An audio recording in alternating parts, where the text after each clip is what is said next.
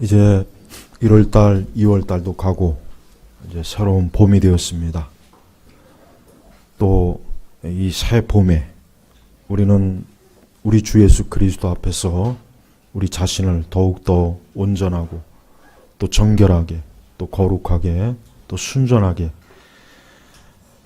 모든 시간과 날을 보내도록 힘써야 되겠습니다. 우리 성도들은 이 흘러가는 시간과 세대에 우리의 마음을 뺏겨서는 안 됩니다. 세상이 아무리 요란하고 시끄럽고 세상에 아무리 많은 일들이 있어도 하나님이 정한 때와 시기는 지나가기 마련이고 일어날 일은 일어나고 또 하나님의 모든 뜻은 다 이루어지는 것입니다. 우리 성도들은 항상 우리의 마음과 눈을 언제나 하나님의 말씀에 또 하나님의 뜻에 또 하나님의 그 계획 속에 우리는 언제나 고정시켜야 됩니다. 예수님께서는 이 땅에 예수님께서는 하나님의 아들로 오셨습니다. 그분은 우리의 위대한 구세주요, 우리의 인도자시요, 우리의 목자이시요.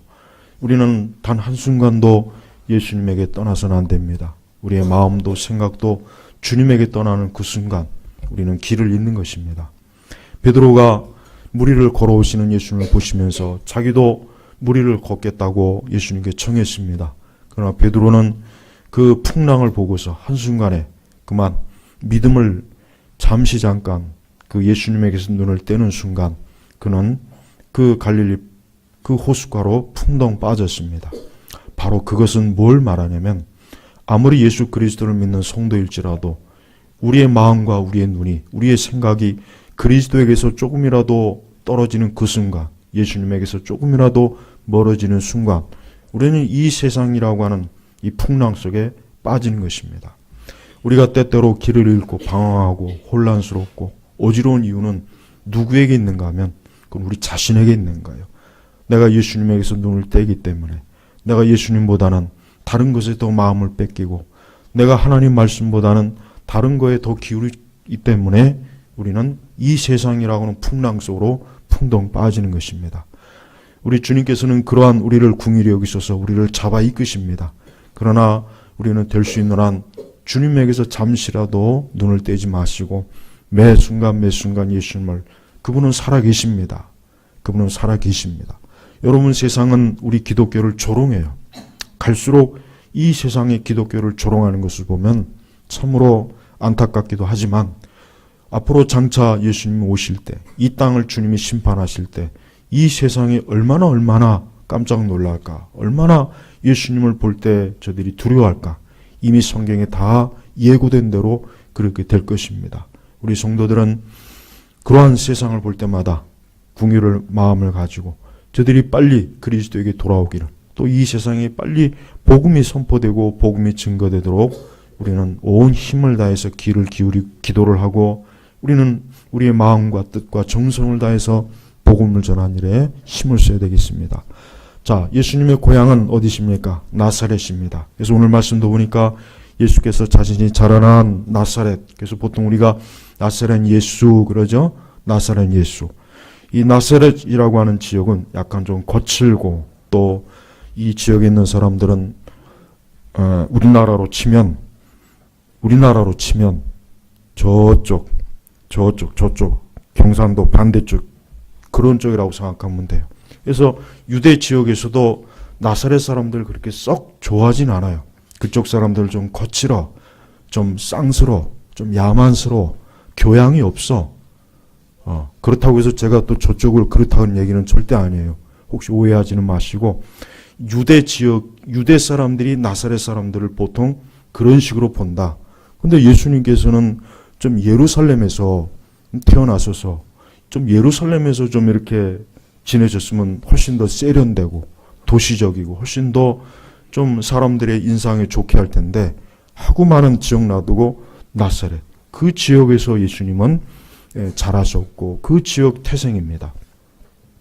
자, 근데 예수님께서 자신이 자라는 나사렛에 가셔서 거기서 중요한 말씀이 있습니다. 늘 하시던 대로 안식일 회당에 들어가 성경을 읽으려고. 여러분 옛날 유대인들 여러분 아시겠지만은 여러분 우리는 이렇게 성경을 마음껏 볼 수 있어요. 뭐 스마트폰에도 성경이 있죠. 스마트폰에 수십 개 언어로 된 성경을 다운받을 수가 있어요. 그러나 예수님 시대는 성경을 개인이 소장하기는 불가능해요. 성경 자체가 두루마리 되어 있어요. 두루마리도 그냥 간단한 게 아닙니다. 굉장히 큽니다. 그러니까 우리가 성경 66권, 그 당시에는 아직 신약이 계시되지 않았으니까 39권이잖아요. 그 39권 하나하나가 두루마리로 회당에 빛이 돼서 그 성경을 보고 싶어 하는 사람은 그 회당에 가서, 예를 들면 내가 말라기를 보고 싶다. 그럼 말라기서를 그 회당장한테 요청해서 거기서 봐야 돼요. 그걸 가져갈 수가 없어요. 거기서 보고 그리고 다시 거기에 반납해야 되는 거예요.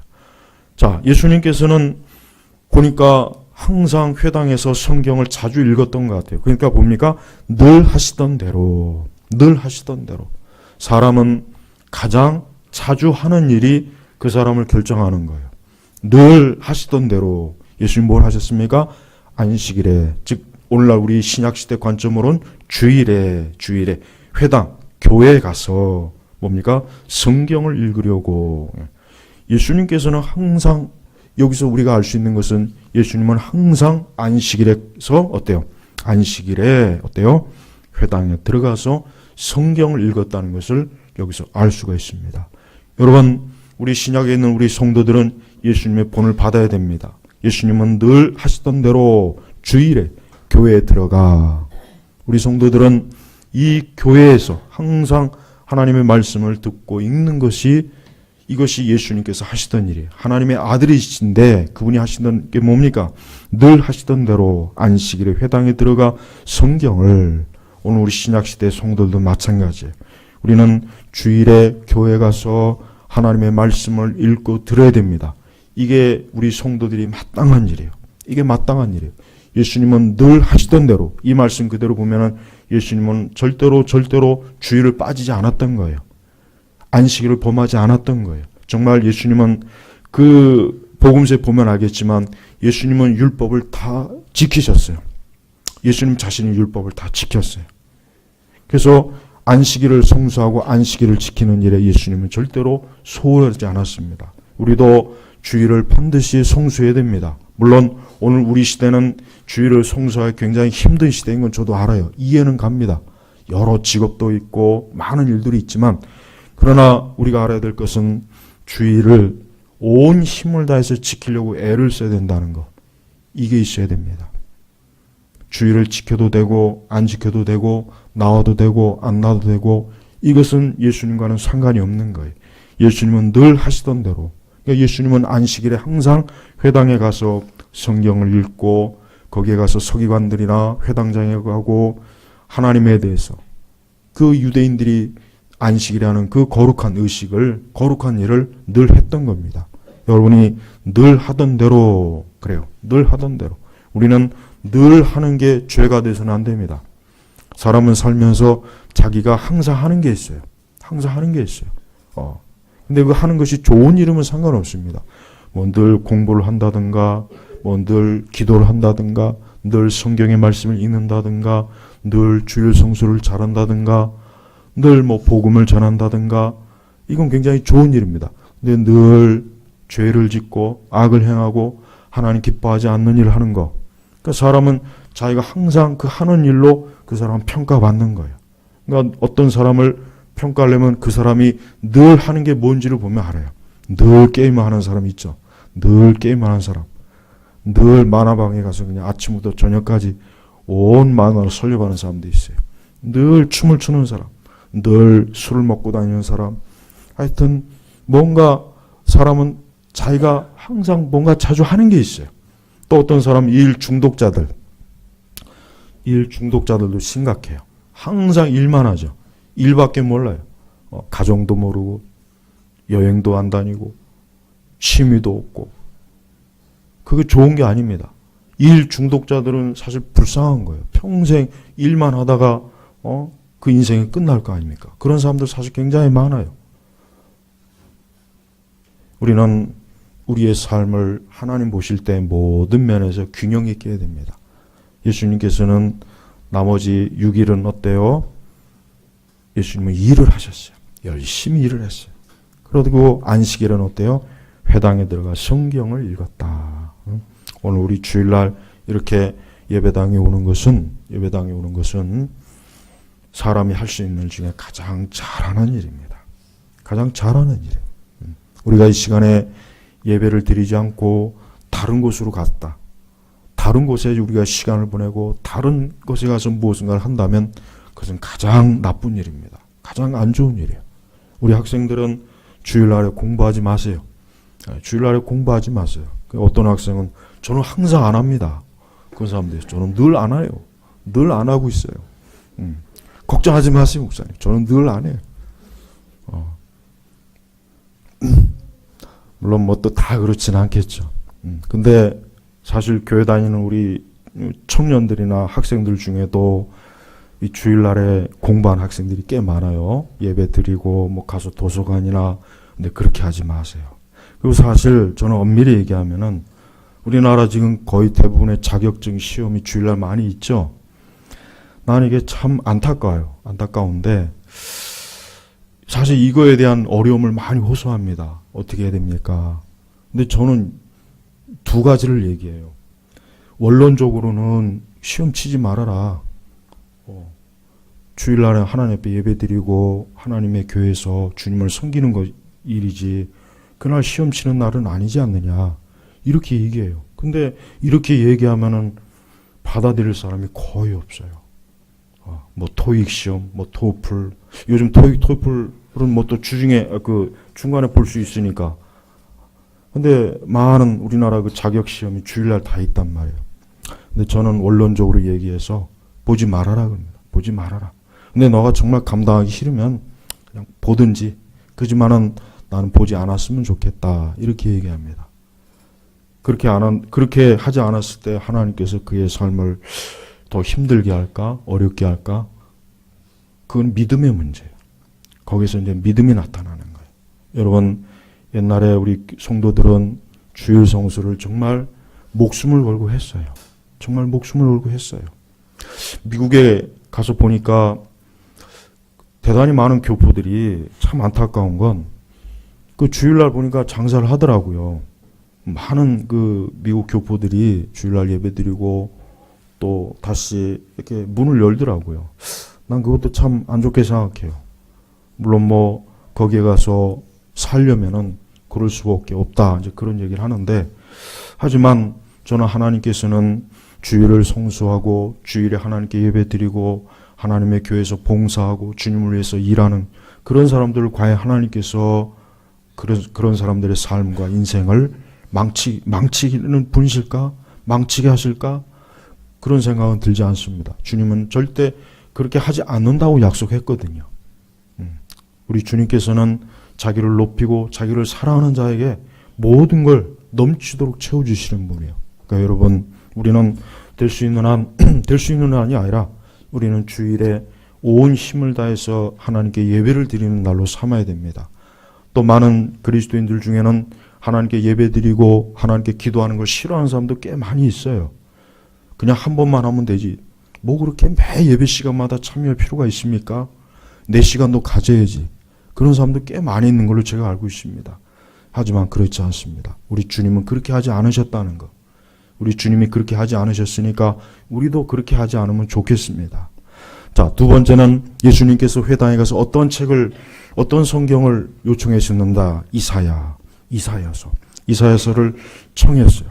예수님께서 구약의 많은 39권 중에 이사야서를 청했습니다.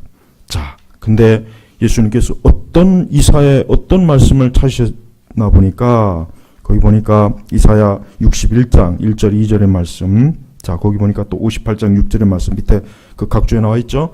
자, 주님의 영이 내게 임하셨으니 주께서 내게 기름을 부으셔서 가난한 자들에게 복음을 전하도록 하셨다. 주께서 나를 보내셔서 포로들에게 자유를, 맹인들에게 다시 보게 됨을 선포하고 억눌린 자들을 자유롭게 하며. 여러분, 예수님께서 회당에 들어가셔서 이사야서의 말씀을 요청하시고 그 이사야서에서 이 말씀을 딱 편 것은, 이것은 뭡니까? 예수님이 이제 공식적으로 데뷔하는 거예요. 데뷔. 뭐로 데뷔하는 겁니까? 그분이 이 땅에 오신 그 거룩한 구속자의 그 일을 이제 공식적으로 데뷔하는 겁니다. 그래서 예수님 자신이 앞으로 공생애 동안 무엇을 할지를 이 이사야가 예언한 그대로 예수님이 앞으로 할 것이다라는 것을 그 회당에서 선포하는 거예요. 선포. 그러니까 사실은 지금 이것은 데뷔예요, 데뷔. 네. 이제 물론 예수님은 그 이전에 이미 벌써 40일 금식도 하고 마귀의 시험도 받고 세례 요한에게 세례도 받고 그랬어요. 근데 물론 그것도 중요하지만 사실 진짜 중요한 것은 여기입니다. 그 회당에 들어가셔서 앞으로 이사야 선지자가 예언한 그 기름 부음 받은 자가 바로 뭡니까? 예수님 자신이라는 거예요. 여러분, 누가 기름 부음 받습니까? 왕과 선지자, 제사장이요. 구약시대는 이 세 직분, 이 직분을 가진 사람만 기름 부음 받아. 왕, 선지자, 제사장. 자, 그래서 주께서 내게 기름을 부으셔서 여기서 내게는 누구를 말씀하시는 겁니까? 메시아를 얘기해요. 메시아. 이사야 선지자는 예수님 오시기 800년 전에 메시아를 곳곳에 예언했어요. 아주 수도 없이 곳곳에 예언했어요. 근데 바로 이 말씀이 뭡니까? 앞으로 오실 예수 그리스도, 하나님의 아들 메시아가 하실 일을 지금 뭡니까? 이사야가 예언한 거예요. 그래서 예수님 당신 자신이 바로 이 말씀이 내가 해야 될 일이다. 이 말씀이 바로 내가 해야 될 일이라는 것을 그 나사렛에서, 그 회당에서 공식적으로 선포하는 거예요. 근데 이거에 대해서 굉장히 그 반응이 사실 안 좋았어요. 반응이 굉장히 안 좋았습니다. 그 이후의 말씀 보면은 대단히 거기에 대해서 불쾌하고 반응이 좋지 않았습니다. 그러나 예수님은 당신이 어떤 사명을 가지고 이 땅에 오셨는지를 이젠 잘 아셨어요. 그래서 제일 첫 번째 뭡니까? 주님의 영이 내게 임하셨으니, 즉 성령이 임하셨으니 주께서 내게 기름을 부으셔서, 이건 뭡니까? 예수님께서 하나님의 아들로서의 공식적으로 인증을 받는 거예요. 공식적으로 데뷔하는 거예요. 인정을 받는 거예요. 여러분, 수많은 이단의 교주들이 있죠. 2000년 역사상 수많은 이단의 교주들이 많잖아요. 그러나 그 교주들에게는 성령이 임한 적도 없고 그들은 기름 부음 받은 적도 없습니다. 다 자기가 메시아다. 내가 하나님의 보낸 마지막 선지자다. 말세의 마지막 종이다. 자기 스스로가 자기 스스로에게 뭡니까? 직분을 세워버린 거예요. 그러나 그건 가짜입니다. 그래서 오늘 주님께서는 주님의 영이 내게 임하셨으니 주께서 내게 기름을 부으셨어. 그러니까 주님께서는 성령께서, 하나님의 그 거룩한 성령께서 자기를 메시아로서의 그 공식적인 인증을 했다는 것을 지금 선포하는 거예요. 네. 우리는 세례 요한의 사역에서도 성령이 비둘기같이 예수님 머리에 임하는 것을 볼 수 있죠. 자, 맞아요. 그러니까 예수님께서는 그냥 내가 메시아다. 내가 너희를 구원할 것이다. 그게 아닙니다. 성령께서 공식적으로 인증을 해주셔서 그가 하나님의 아들로서 구속자라는 것을 보여주신 것입니다. 자, 그러면서 그 메시아 되시는 분이 하실 일이 뭔가? 제일 첫 번째 뭡니까? 가난한 자들에게 복음을 전하도록. 가난한 자들에게 복음을 전하도록. 여기서 가난한 자는 누구입니까? 좌파들은, 또 좌파 계열의 기독교 목사들이나 신학자들은 여기서 가난한 자를 물질적으로 가난한 자라고 항상 해석을 해요. 물질적인. 그러니까 그들의 해석은 늘, 그러니까 그들은 민중, 해방신학. 이게 왜 나옵니까? 가난한 자들. 교회는 가난한 자들 편이다. 교회는 가난한 자, 빈자, 빈민. 그러니까 항상 그들은 늘 이 가난한이라고 하는 해석을 꼭 문자적으로만 해석해요. 네. 그러나 이 가난한 자들은 엄밀히 얘기하면 영적으로 해석해야 돼요. 예수님께서 부유한 자에겐 복음을 전하지 않았나요? 아니에요. 사도들이 부유한 자에게도 복음을 전했어요. 왕에게도 복음을 전하고 총독들에게도 복음을 전하고 예수님은 모든 계층에 다 복음을 전했어요. 물질적으로 가난한 자들에게만 복음을 전한 게 아니에요. 그러니까 우리는 이 가난한 자들은 뭡니까? 가난한 자들은 심령이 가난한 거예요. 심령이 가난한 거예요. 네. 이 가난한 자들은 뭡니까? 자기가 죄인임을 아는 거예요. 자기가 하나님 앞에서 죄인임을 알고 자기가 하나님 앞에서 하나님이 아니면 자기는 아무것도 할 수 없는, 보잘것없는 존재라는 것을 깨닫는 사람, 이 사람들이 가난한 자예요. 돈이 많든 적든 그 차이가 아닙니다. 예수님께서는 이 땅에 있는 사실 모든 사람들이 가난한 자입니다. 이 땅에 있는 모든 사람들이 다 가난한 자예요. 에덴 동산에서 쫓겨났어요. 아무것도 없이 빈손으로 쫓겨났잖아요. 아무것도 없어요. 예수님께서 그 아담과 하와를 에덴 동산에 쫓아낼 때는 옷 하나만 입히고 쫓아내버렸어요. 옷 하나만.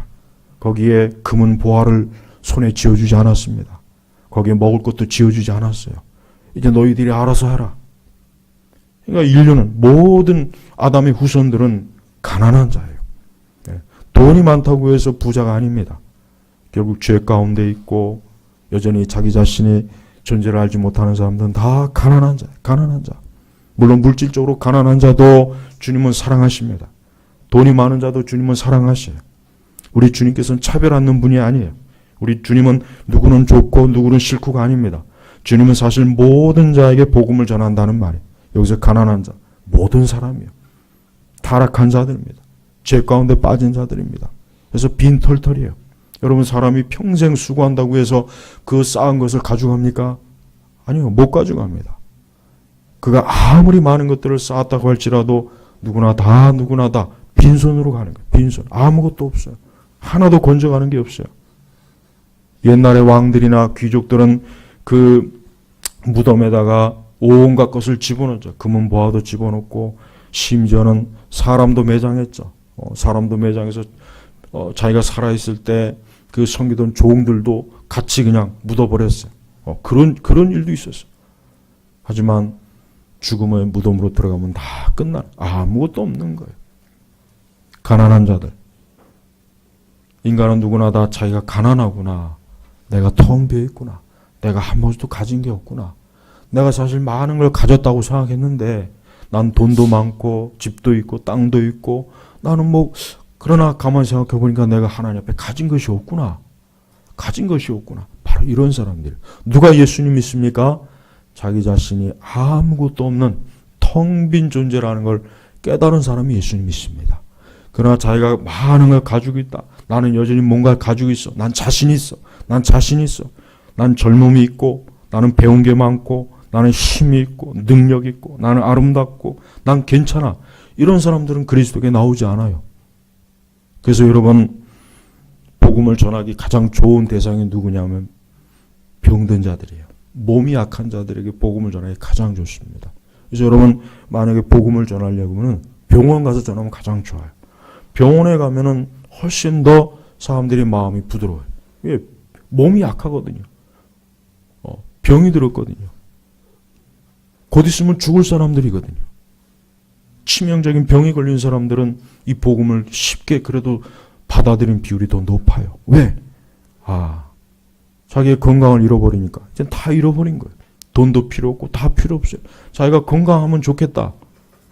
그러니까 벌써 얼마나 마음이 가난해져요. 마음이 많이 가난해진 거예요. 그러니까 여러분, 하나님께서는 가난한 자들에게 복음을 전하도록, 그러니까 예수님은 지금도 가난한 사람들을 찾아다니는 거예요. 그렇지만 부유하고 넉넉하고 자신감 있는 사람은 예수님이 보이지 않습니다. 그들에게 예수라는 이름 자체도 귀에 들어오지도 않아요. 두 번째는 주께서 나를 보내셔서 포로들에게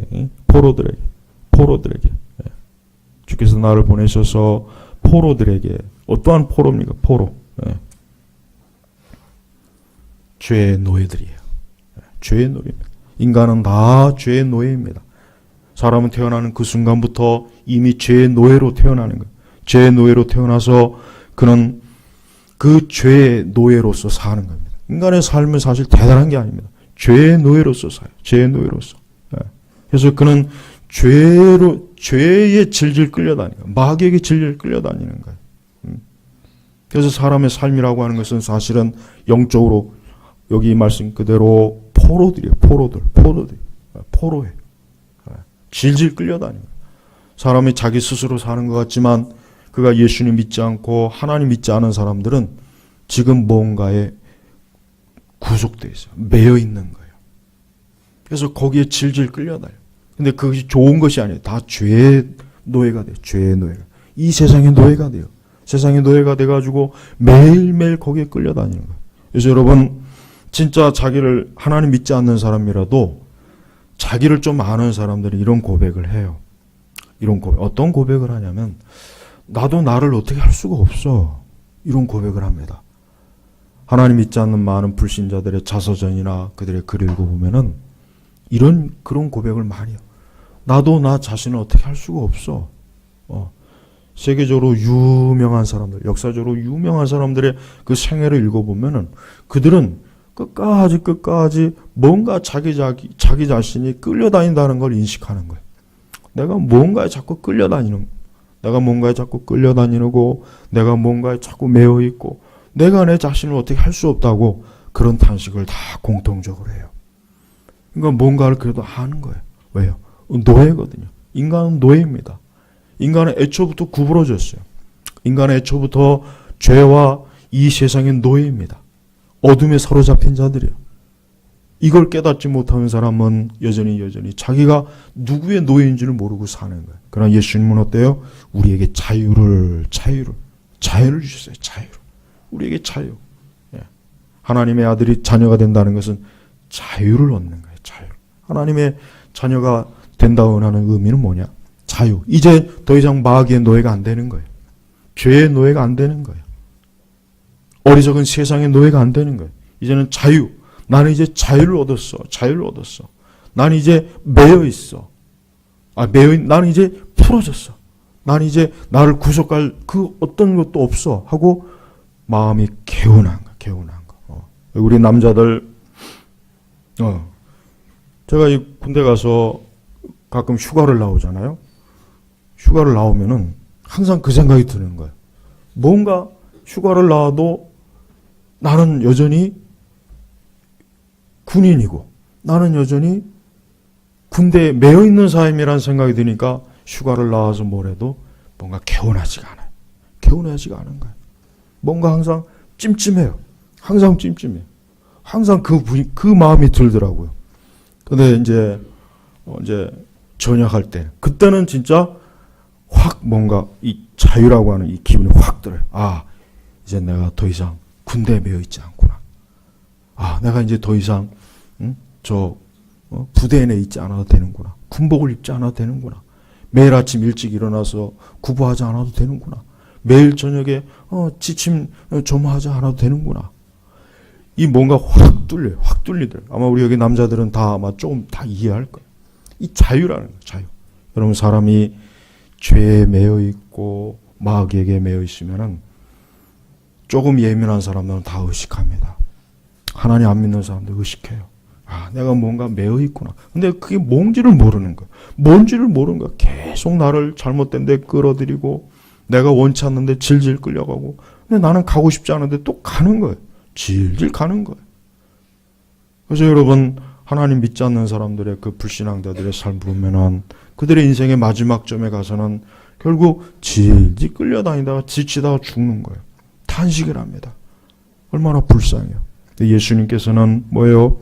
그런 사람들에게 자유를, 여러분 그리스도에게 오면 자유가 있어요. 자유가 있습니다. 이 자유가 없기 때문에, 인간에게서 궁극적으로 이 자유가 없기 때문에 그의 삶이 피곤하고 고단하고 계속해서 어려운 거예요. 힘든 거예요. 계속해서 고난과 혼란도 많고 고통도 많고 불행한 일도 많이 생기고 삶이 뒤죽박죽 되는 거예요. 왜? 자유가 없으니까. 내 마음대로 할 수 있으면은 그 악의 사슬을 끊고 그 죄악의 사슬을 끊어서 확 도망치면 될 텐데 안 끊어져. 그러니까 사람은 자기 스스로 자유를 얻을 수가 없습니다. 자기 스스로 자유를 누가 자유를 줘야 됩니까? 예수 그리스도만이 자유를 줄 수 있어요. 예수님만이 자유를 줄 수 있어요. 사람들이 예수님을 무시하죠. 예수님을 싫어하죠. 예수님을 하찮게 여기죠. 근데 그 예수님이야말로 진정한 자유를 줄 수 있는 분이에요. 그래서 예수님은 분명히 포로들에게 자유를 이 자유는 뭡니까? 이젠 더 이상 죄의 노예가 안 되고 마귀의 노예가 안 되고 세상의 노예가 안 되고 저주와 불행의 노예가 안 되는 거예요. 그래서 자유를 얻게 되는 것이에요. 또한 맹인들에게 다시 보게 됨을, 여러분 예수님께서 소경들의 눈을 많이 고쳐주셨죠? 그건 뭘 의미합니까? 그의 그 눈을, 육체의 먼 눈을 열어주시는 의미도 있지만 사실 뭡니까? 죄인들의 그 어두운 눈을, 영적으로 죄로 인해서 어두워진 눈을 활짝 뜨게 한다는 거예요. 하나님 믿지 않던 사람이 하나님을 믿고 나서 간증하는 공통적인 게 뭡니까? 내가 이전은 왜 이걸 몰랐을까? 내가 이전은 왜 이런 걸 몰랐을까? 내가 이전은 왜 이게 죄라는 걸 몰랐을까? 내가 왜 이전에는 하나님도 알지 못하고 예수님도 알지 못하고 천국과 지옥이 있는 것도 알지 못하고 왜 내가 사람이 하나님께서 지으신 존재인지도 모르고 왜 몰랐을까? 왜 모를까? 왜 내가 이걸 몰랐을까? 왜? 눈이 멀었기 때문에 모르는 거예요. 사람이 눈이 멀면 보이지 않잖아요. 하지만 눈을 뜨는 그 순간 이 모든 사물들이 보이는 것처럼 사람이 영적으로 죽어 있으면 소경이에요. 맹인입니다. 그래서 맹인들에겐 아무리 설명을 해줘도 대충 이해가 가겠지만 그걸 실제로 보지 않는 이상은 그걸 알 수가 없는 거예요. 영적인 것도 마찬가지입니다. 우리가 그들에게 하나님 믿지 않는 저 사람들에게 우리가 성경의 진리를 설명해주고 이런 것들을 해도 그들은 잘 이해를 못하잖아요. 잘 이해를 왜 그런지 아십니까? 그들이 머리가 나빠서가 아니에요. 머리가 나빠서가 아닙니다. 지능이 낮아서가 아닙니다. 이해력이 없어서가 아니라 영적으로 소경이기 때문에 영적으로 눈이 멀었기 때문에 이 성경의 진리를 갖다 줘도 가르쳐줘도 도무지 이해할 수 없어. 난 도무지 이게 무슨 말인지 모르겠어. 하나님의 아들이 뭐고 천국이 뭐고 구원이 뭐고 영생이 뭐고 난 도대체 모르겠어. 난 모르겠어. 이럽니다. 그러니까 눈이 멀은 거예요. 눈이 멀은 거예요. 근데 바로 그런 사람들에게 뭡니까? 예수님께서는 보게 됨을 보여주는 것이. 예수님이 죄인들에게 하시는 일이 뭡니까? 죄에서 해방시켜주고 그 다음에 뭡니까? 그의 감았던 어두웠던 보지 못하는 그 영적인 눈을 뜨게 해주심. 그래서 보게 하는 거예요. 이제야 내가 하나님의 살아계심을 알겠다. 내가 전에는 몰랐는데 이제야 내가 예수님이 나의 구세주라는 걸 이제는 예수님이 살아계신 분이 알겠다. 눈이 확 떠지는 거예요. 다음 뭡니까? 억눌린 자들을 자유롭게, 억눌린 자. 여러분, 인생은 보면은 삶이라고 하는 게 왜 피곤하냐면 이 삶은 자꾸 눌려요. 그걸 쉬운 얘기로 스트레스라고 말할 수도 있고 그럴 수도 있겠지만 인간의 삶이라고 하는 자꾸 눌리는 거예요. 눌려요. 사람이 태어나서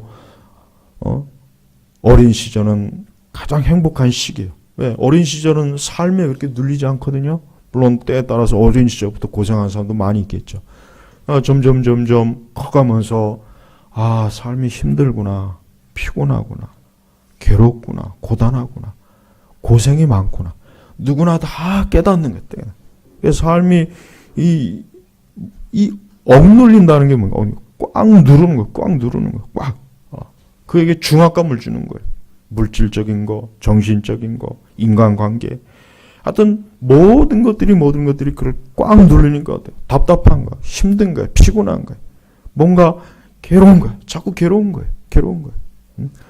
여러분의 목을 누가 조른다고 생각해 보세요. 그러면 어때요? 힘들잖아요. 숨을 못 쉬져요. 그거예요. 이 죄인의 삶은 억눌리는 삶입니다. 그래서 이 죄인은 그 억눌린 거를 어떻게 하든지 그냥 좀 뭔가 그걸 풀어보려고 뭔가 다른 방법을 많이 쓰는 거예요. 그래서 우리는 아까도 얘기했지만은 예수님이 늘 하시는 일은 안식일에 회당에 들어가서 성경을 읽는 일인데 이 죄인들은 자기들에게 억눌린 거를 풀어보려고 늘 뭔가를 해요. 그래서 여러분 세상 사람들 보면은 늘 뭔가 그가 집중적으로 하는 일을 보면은 왜 하냐면 억눌린 거를 풀어보려고 하는 거예요. 억눌린 걸 풀어보려고. 어떤 사람은 옷을 좋아하고 어떤 사람은 술을 좋아하고 어떤 사람은 먹는 걸 좋아하고 어떤 사람은 자동차를 좋아하고 어떤 사람은 공부하는 걸 좋아하고 어떤 사람은 다양한 게 있어요. 자기의 그 억눌린 거를 풀어보려는 거예요. 하지만 안 됩니다. 억눌림을 풀려면은 그리스도께 와야 돼요. 그리스도께 와야 그 억눌림에서 해방이 되는 거예요. 여러분, 예수님의 이 말씀은 추상적인 말씀이 아닙니다. 예수님께서는 그냥 멋있게 이 말씀을 들려준 게 아니에요. 진짜 내가 이 일을 하겠다. 진짜 내가 이 일을 사람들에게 하겠다는 거예요. 그래서 수많은 인생들이 어때요? 지금도 포로입니다. 눈이 멀었습니다. 억눌립니다. 그렇게 살고 있는 거예요. 그러니까 사람이 피곤한 거예요. 그러니까 사람이 고단한 거예요. 그러니까 사람이 괴로운 거예요. 이 모든 것에서 우리에게 생명을 주시는 분이 누구입니까? 바로 예수 그리스도예요. 예수님은 바로 내가 이 일을 하려고 왔다. 이 일을 하려고 왔다. 그러니까 내게 오라. 내게 오라. 그래서 19절을 보니까 주님의 은혜를 선포하게 하셨다. 자, 주님의 은혜해. 은혜. 여기서 은혜해라고 하는 것은 뭡니까? 구약에서는 희년이에요. 여러분, 희년이 뭡니까? 희년은. 희년이 되면은 그때는 종도 풀어줘야 됩니다. 빚도 탕감이 되는 거예요. 자유를 주는 거예요. 이제 자유다. 희년이니까 이제 자유다. 이제 너희가 자유를 얻었다. 그래서 빚이 많은 자는 그 희년 때 탕감받은 거예요. 이제 내가 빚이 없구나. 노예로 있던 자도 그 희년의 때 이제 자유인이 돼버린 거예요. 얼마나 좋습니까? 빚도 없고 노예에서도 벗어났고. 바로 예수님께서 영적으로 뭡니까? 주님의 은혜를 선포하셨다. 이제 내가 너희들에게 영적으로 희년이, 내가 너희들이 희년을 선포한다. 이제 너희들이 자유다. 이제 너희들이 그리스도 예수 안에 있으면은 더 이상 너희들을 억눌리게 하는 것도 없고, 너희들을 포로로 삼는 것도 없고, 너희들의 눈을 가려서 너희들이 분별하지 못하는 그런 일도 없을 것이다. 오직 나에게 오라. 나에게 오라. 주님께서는 지금 이것을 외치는 것. 이것을 바로 외치는. 예수님은 이 일을 하시려고 이 땅에 오신 것입니다. 우리는 매 순간 예수 그리스도 이름을 불러야 됩니다. 우리 성도들도 매 순간 우리 성도들도 살아가면서 여러 가지 어려운 일이 많세. 우리 신자들에게도 이 말씀이 해당되는 겁니다. 믿지 않는 자들에게만 해당되는 것이 아니라 믿는 자들에게 해당되는 거예요. 왜? 우리가 이 땅에 사는 동안 우리를 억눌리게 하는 게 있죠. 여러분을 억눌리게 하는 게 뭡니까? 그 억눌리게 하는 거 있으면 주님 앞으로 가지고 오세요. 저는 그리스도인들이 예수님을 이렇게 좀 이런 표현은 좀 그렇긴 한데 왜 예수님을 이용할 줄 모를까? 그런 생각을 많이 들어요. 아니 왜 예수님을 놔두고 예수님을 이용할 줄 모를까? 왜 그 예수님을 그냥 종교적인 언어로 기도할 때만 그냥 찬송 드릴 때만 예수님의 이름을 부를까? 여러분을 억눌리게 하는 게 뭐가 있습니까? 여러분을 포로로 삼는 게 있습니까? 혹시 여러분의 눈을 뭔가 멀게 하는 게 있습니까? 또 여러분의 마음에 상처를 주는 뭔가 있습니까? 그걸 왜 예수님 앞에 가지고 나오지 않습니까?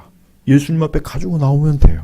그런데 의외로 대단히 많은 그리스도인들이 예수님을, 그러니까 복음을 추상적으로 여기는 거예요. 아, 예수님 믿으면 구원받아. 이것만 복음인 줄 알고 있어요. 그렇지 않아요. 예수님께서는 자기 자신을 내주셨잖아요. 예수님이 십자가에 자기 자신을 내줬어요. 진짜 예수님은 당신의 몸을 내줬어요. 그래서 물과 피를 쏟았어요. 그건 뭡니까? 이제 그리스도를 믿는 자는 이제는 이제는 하나님을 믿지 않던 사람이 이제는 그리스도를 영접하면 그리스도가 뭐예요? 그의 것이에요. 예수님은 나의 것이요. 나의 목자요. 내 사람이요. 이분은 이제 나를 위해 존재하는 분이에요. 이게 복음이란 말이에요. 복음. 근데 의외로 대단히 많은 그리스도인들이 예수님을 그렇게 예수님을 다가가지 않아요. 그러면서 혼자 괴로워하죠. 혼자 그 억눌린 거에 빠져나오지 못해서 혼자 힘들어하죠. 혼자 고통을 받죠. 왜 예수님 안 찾습니까? 아, 예수님께서 이렇게 담대하게 가난한 자들에게 복음을 전하고 주님이 나에게 포로들에게 자유도 주고 소경된 자에게 눈을 뜨게 하고 특히 억눌린 자들을 자유롭게 하며 억눌림. 여러분 우리 성도들이 특히 억눌리면 안 됩니다.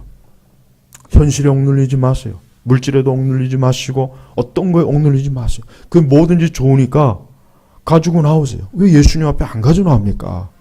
예수님 앞에 가지고 나와야 돼요. 사실 누구라도 좋습니다. 지금 이 시간 어느 누구도 좋아요. 어떤 사람에도 좋습니다. 이 말씀을 믿고 예수님 앞에 나오면은 이제까지 그를 가두어 놓고 그를 괴롭히고 그를 고통스럽게 하고 그를 짓눌리게 했던 거 다 모두가 뭡니까? 하나님께서 해방시켜준단 말이에요.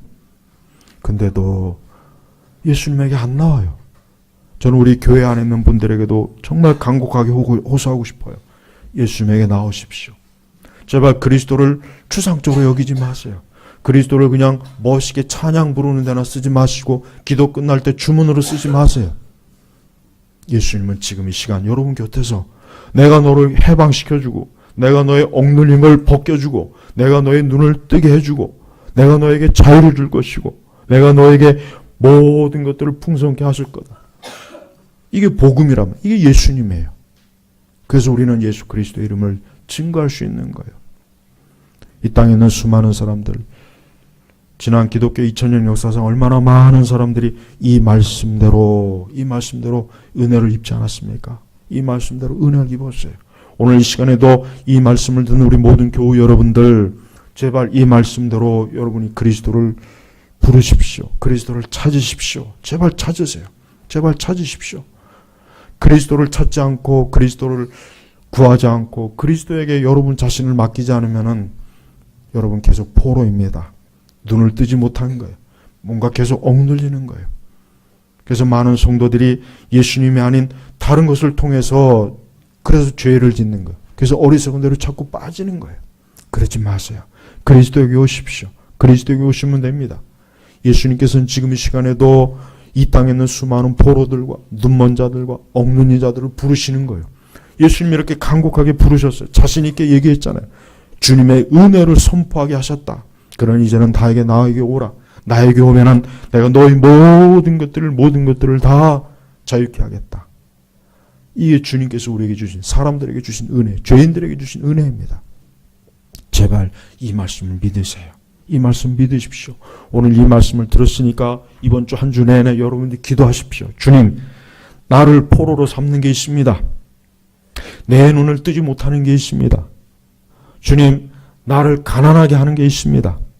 무엇보다도 주님, 나를 억눌리게 하는 게 있습니다. 내가 이것 때문에 정말 살기가 힘듭니다. 이것 때문에 내가 죽고 싶습니다. 내가 이것 때문에 날마다 근심입니다. 고통스럽습니다. 괴롭습니다. 그럼 예수님 앞에 나와야 돼요. 왜 예수님 앞에 안 나옵니까? 예수님 앞에 나오면 되는데.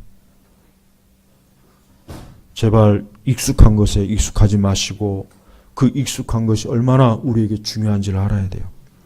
예수님을 너무 익숙하게 여겨요. 근데 정작 그 예수님이 얼마나 우리에게 중요한 분인지를 교회 안에서 예배를 드리는 많은 사람들이 모릅니다.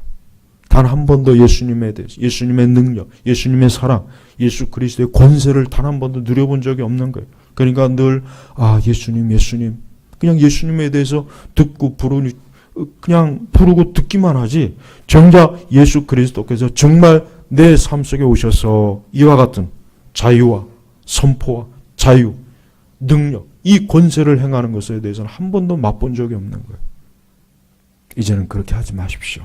이제는 이 말씀이 누구에게입니까? 여러분에게 응한 거예요. 21절에 보니까 그러자 예수께서 그들에게 말씀하시기 시작하여 오늘 이 성경이 너희가 듣는 가운데 성취되었다 그랬잖아요. 오늘 이 성경이, 이 말씀이 너희가 듣는 가운데 성취되었다. 예수님께서도 회당에서 이 말씀을 들려준 거예요. 제가 지금 한 것과 똑같이 그들에게 이 말씀을 들려준 거예요. 그러니까 성취되었다. 여러분 믿으십시오. 성취된 거예요. 이제 우리 그리스도인들은 더 이상 노예가 아닙니다. 포로가 아닙니다. 맹인이 아닙니다. 억눌린 자들이 아닙니다. 왜 그렇습니까? 예수님께서 이 시간에 우리에게서 이 모든 것들을 다 뭡니까? 제거하시고 우리를 자유케 해주셨기 때문에 그래요. 우리 제나바교회 모든 성도들은 예수 그리스도 그분을 통해서 이러한 자유와 억눌림에서 해방과 모든 고통에서의 얽매임에서 벗어나시고 이제는 그리스도 인해서 여러분의 삶이 풍성해지고 복되시길 주님의 이름으로 축원합니다. 기도하겠습니다. 하나님 아버지 감사합니다. 오늘 시간에도 주님의 거룩한 이 선포의 말씀, 이사야 선지자가 예언했고 우리 주님께서 다시 이 말씀을 유대인들에게 선포하셨고 오늘 이 시간 다시 하나님의 백성들에게 이 말씀이 선포되었습니다. 주님, 이 말씀이 이 시간에 이 자리에 있는 모든 이들에게 성취되게 하소서. 주께서 하신 말씀 이대로 너희가 듣는 가운데 성취되었다고 하셨사오니 오늘 이 말씀과 이 설교를 듣는 모든 이들에게 예수 그리스도의 권능과 권세가 이루어지고 성취되는 역사를 베풀어 주옵소서. 간절히 기도하며 살아계신 우리 주 예수님의 이름으로 기도 올렸습니다. 아멘.